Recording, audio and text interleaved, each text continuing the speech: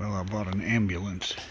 It needs a little work, but first thing I gotta do is get all the emergency lights and stickers off of it. Alright, so let's check out this fantasy on wheels here. This is a 2000 Chevrolet 3500 cabin chassis with the 6.5 Detroit diesel in it, which is a little unfortunate, but we can make it into a good engine. I've ordered the parts already. It has 54,000 miles on it. They wanted $8,000 for it. I thought that was a pretty good deal for a 1-ton truck, or a ton and a half, I guess. It's kind of interesting. The whole machine has a master cutoff switch underneath of the seat here. So like you can't even start it, like turn on the key. It doesn't do anything, right?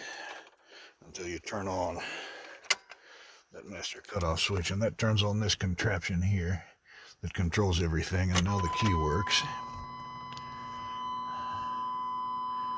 I'm not gonna start it.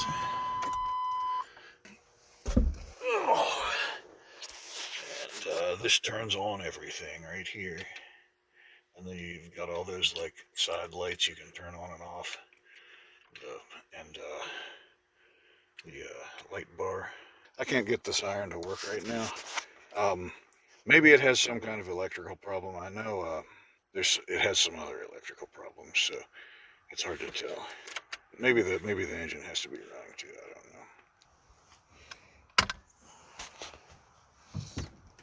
don't know.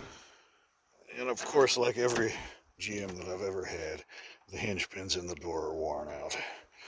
So it's got lots of nice big lockers in it. This is the one that has the existing electrical stuff in it. Now it's got this shore power plug here.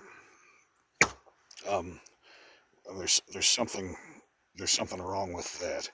When I power the charger inverter directly, it works like it's supposed to, but there's something broken between that and that.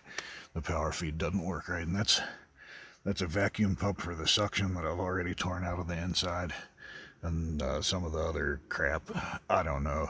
That's just a modified sine wave inverter, and it's only 1,000 watts, so that's going to end up coming out. The nice thing about it is it does charge the ignition battery off of shore power, and there's no house battery in this thing. The whole thing runs off of the vehicle ignition, and it's got two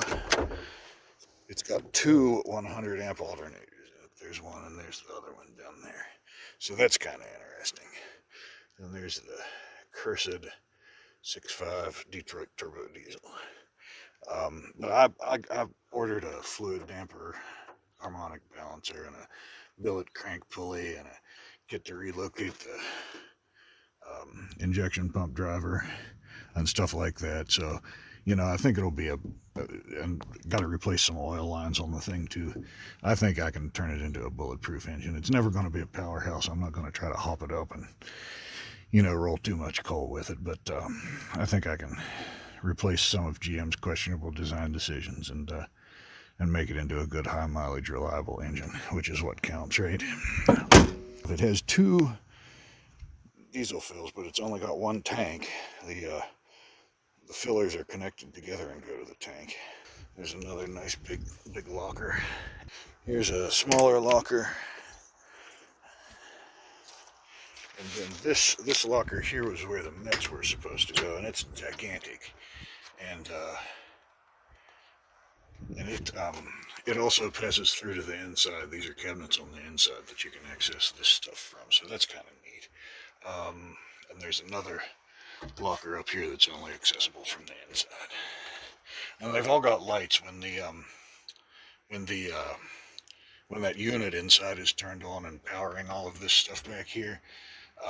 These lights automatically come on when you open the blocker doors. So that's pretty fancy. And the whole thing's really well built. Like the entire box is made out of like 2-inch like aluminum box metal and like 1/8-inch aluminum sheet. It's like 1/8 inch thick. It's ridiculous. The thing must have cost $1 billion to make. So there was a bench right here, great big bench that I'm taking out, and I'm going to leave the locker part of it, but I'm taking like the lids and stuff off, and there was a little bit taller thing there that I took out because it was in the way. It came apart pretty easy, but right here, I'm going to put a side folding Murphy bed. And when it folds up, right, the back of the Murphy bed will be here, and then I'll have like it'll stick out to, here when it's folded up, right? So there won't be too much of this sticking out to, kick your feet on. But then about 32 inches up on the back of that Murphy bed, when it's folded up, I'll have a bench that runs the whole way along with it. And when you fold it down there, you'll fold out a couple of feet up here at the top when you fold it down. But when it's up, that bench will stick out, and I'll have a nice like work area right there. There are all kinds of cabinets over here. And stuff, cabinets and stuff. This other big cabinet, there are just so many cabinets. I don't know what to do. I don't know what to do with all the storage space. There's just so much of it. This thing right here has got to come out. That's a heater and air conditioning unit that ties into the engine heater hoses and compressor lines. So the engine has to be running for that thing to work, so it's got to go. And I mean, like even more cabinets over here. See, this is kind of unfortunate because I could build some shelves here or something, and keep stuff. Except that this cabinet door is right here in the way. If this cabinet door could be moved over here, that would be great. I don't know how viable that would be though. And then this right here is the actual ambulance wiring. Isn't that a nightmare? I've got to leave some of it in right now because like the tail lights and stuff like that all run off of that computer in there. It has a 68HC11 in it. And this kind of like head pump protection stuff used to run all the way along here, but I took it down because that's where all the wiring channel is, and I was trying to figure out how to pull out the wires for those flashing lights that are going to come off and stuff. So man, it's all packed in there. There are these powered air vents that have like plastic ductwork that's in the way. It's almost like I've got to take those cabinets down to get to that stuff, but man, that'll be a pain in the butt. This whole harness here is unused. That's a lot of wire. And this is good wire. It's good, expensive wire with good insulation on it. And every single wire is marked every like 12 inches with a number and what it goes to. So this one's like 7M auxiliary. And this one here is like 104E RLT BAB, whatever the hell that is. Right light bar. That's what that is, yeah.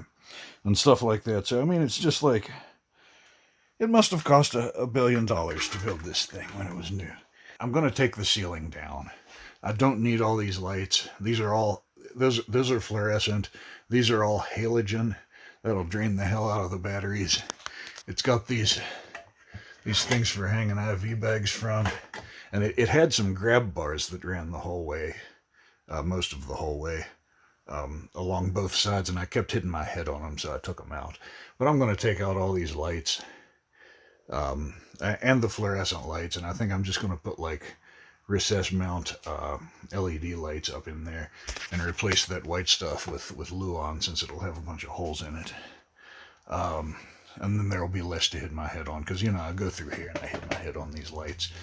See, my original plan was I was going to just take the box off and put a flatbed on this thing and use it for an actual like 1 or 1.5 ton or whatever pickup it is to pull that big trailer. And then I thought once I had the flatbed on it, like I could build a cool little like cabin type looking like truck camper on the back of that, right? But shit, this box is so nice. Like these cabinets, I would never be able to build cabinets that nice. I don't know if I need all those cabinets, but I kind of hate to take them out. But, I can put all my food stuff there. I can have a little kitchen area right here. I can have a little work area right here that's independent of the bed system, so I don't have to fold the bed up and down to do day-to-day tasks and stuff like that. I can have some office supplies and crap under there. I can use those for bookshelves, because all of these shelves are adjustable. They're in that aluminum track, and you loosen a thing and you can slide them up and down or take them out. So I can have, like tall books in here. I can have my like D&D and Acts 2 library in here, right? That'll be based. And it's just gonna, yeah, like bedclothes and like other clothes and stuff like that. I don't know what to do with that. I'm waiting to find out what's wrong with it.